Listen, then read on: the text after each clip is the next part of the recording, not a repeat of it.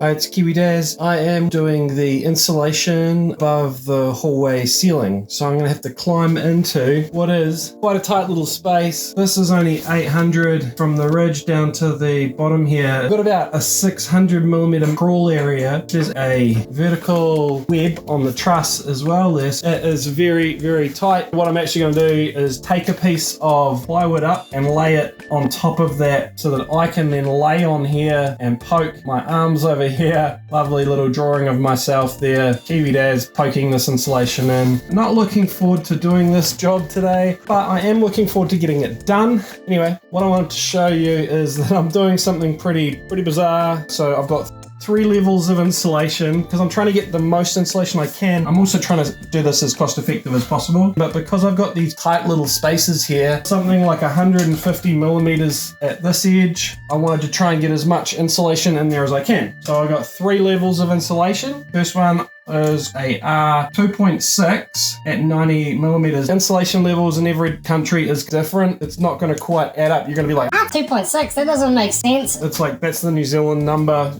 That might equal like 90 or something. So the second level of insulation that I have is a R2.2 at 90mm as well. The same thickness, lower R value, much cheaper. It's actually R2.8, sorry. These are both wall insulation, the highest level of insulation you can possibly get. The more expensive, the one with the highest R value. So I wanted to get as much as I could in these corners here, but then I wanted to kind of fill it in to make it easy. Once I've dealt with the difficulty areas, I've got some R7 300mm bat. So now I'll show you how that's all going to work. I'm going to have to run them sideways and chop them to fit. So I'll draw them just as little blocks as a diagram. I'm going to go and put one in of this high R value 2.8, another one as close as I can get to the corner on top of that, another little piece on the top of that. I'm going to block in the ends. I might try and stack all the way to like 400mm. This whole area, something like this. Thin, high R value insulation, all stacked in as tightly as I can to try and get them close to the corner. Because it's plywood, I believe I don't need to leave a gap so I can actually make this insulation smush up. Something like 4.2 right on my edge. The very, very worst. 4 stacks of it on this side, 11.2. You get the drift. Getting the most insulation I can into these corners, and then I will switch-a-rooney to my cheaper bats, and I'll just chuck them in here. I just want to fill up that bottom chord of the truss because it's a bit of a pain to insulate that. And then I have this 300mm that is going to go all the way across here. That's going to be real nice and easy to put in. Once I have filled up the bottom of this chord here, I might even put a little bit more because I'm never going to get in here ever again. I can't improve that later on. At that point here, we've got like a 7.2 stacked on top of a something around a 9, let's say.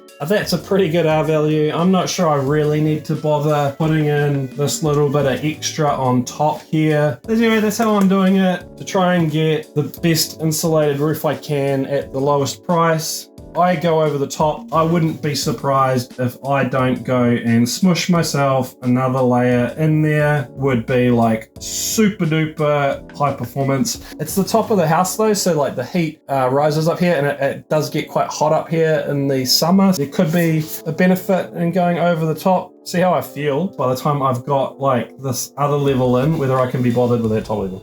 One more thing I wanted to talk to you about, how I'm going to do this room, because there's no ceiling. There's 3 sheets required to cover this room. I'm going to put in the sheet here of ceiling, put in the sheet here of ceiling, and build up the insulation on the 2 edges. And then put some plastic Danban straps across this area, poking the insulation up above, then coming in at the very end and putting that layer of board at the bottom. That's going to be a little bit tricky. I don't really 100% know how I'm going to pull that off, but I will. Hey, you like my whiteboard drawing? I kicked off the project by demolishing the ceiling in the master bedroom area. I removed all that waste and all the old bats. Now I'm cutting into the new high R value R2.8 bats. I'm using a decking board, compressing the insulation and then slicing with a long blade on a craft knife, not just a short bladed utility knife. Here I am sticking in that high R value insulation, poking it right into the eaves. I've measured so that I can get to my 400mm height mark. Longer pieces that go on the bottom and then shorter pieces as they stack up higher. Quite a bit of back and forth, cutting, climbing back into the ceiling, cutting, climbing back into the ceiling.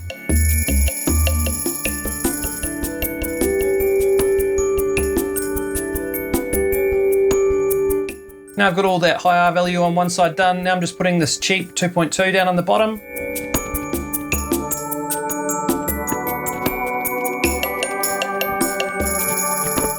Now I'm laying the third layer, the R7 at 300mm, over the top. It goes in nice and easy with that second layer filling in the bottom quarter of the truss. Now I'm onto the second side of this area. It's a little bit trickier. I've got to work around some existing wiring and cut the bats around those. This area of the ceiling is above the hallway and above the stair. So the ceiling's really high up, so I didn't want to replace it. And since I've got access through where I've removed the ceiling in the master bedroom, I've just left it in place and I'm working on top of it. It's a bit of work getting myself up in there, but it saves me having to replace that ceiling. There was some existing insulation in this ceiling, but I'd be lucky if it was an R1. It was very thin. So what do you think of the level of insulation that I installed here? An R7 bat all by itself is about the requirement in New Zealand. Hit me up with a comment and tell me what you think. Now I've got the hallway ceiling fully insulated and I'm on to insulating the master bedroom ceiling. I use this nifty little plasterboard lifter. They're reasonably inexpensive to buy a cheap version of, and gosh, it makes the job a lot easier. Even with two people, you get pretty sore arms holding that plasterboard up while you try and fix it in place. I whip out my screw flinger and that's the first sheet put up. Normally you'd try and do full sheet lengths across your ceiling so you don't end up with ugly butt joints, but I just didn't fancy wrangling full length sheets up the stairs and into this room. So I'm doing a technique here called back blocking. I'll explain a little bit more on that later.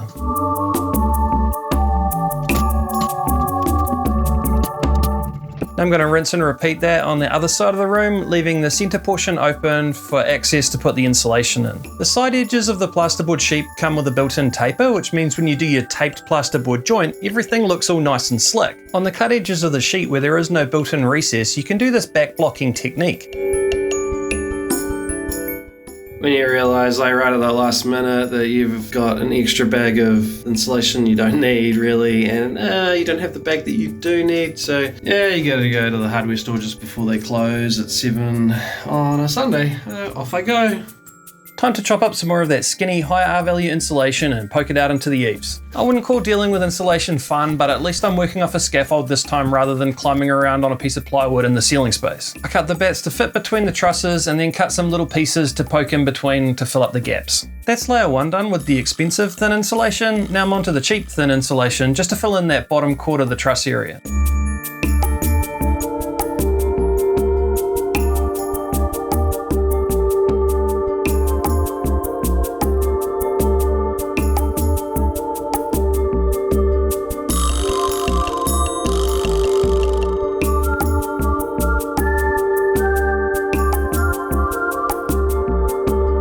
With the edges done, now I'm onto this more tricky central part. I staple up some packing strap. We call this stuff Danban. I don't know why. Anyway, it seems to do the job pretty well. It doesn't quite hold the bats up though. I probably needed a little bit more of it. I just had whatever I'd saved off deliveries I'd received. So I use a bit of masking tape. That pretty much does the job anyway.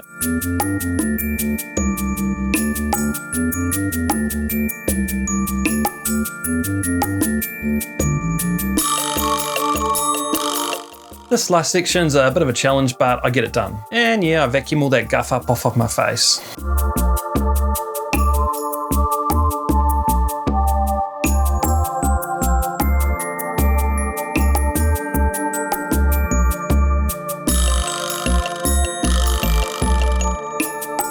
I have to fish the wire through for the ceiling light, but that's a pretty easy job with this lifter. If you're still watching at this point, do yourself a favor and smash that subscribe button.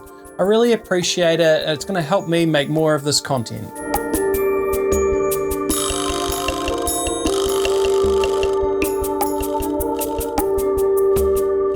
I've done this work over the course of a few days, so my previous back block's set and I can take those blocks down now. Back blocking technique effectively creates a taper on the edge of your sheet where there wasn't one. The way this technique works is you use a bit of fast-setting plasterboard compound or adhesive on a scrap piece of plasterboard and you stick that to the back of the joint. You place 2mm or 1/16 inch packers over the joint, fix a piece of timber across the packers, forcing up the packers. Once the adhesive is set, you remove your packers and timber and you're left with a bit of a recess for your jointing compound.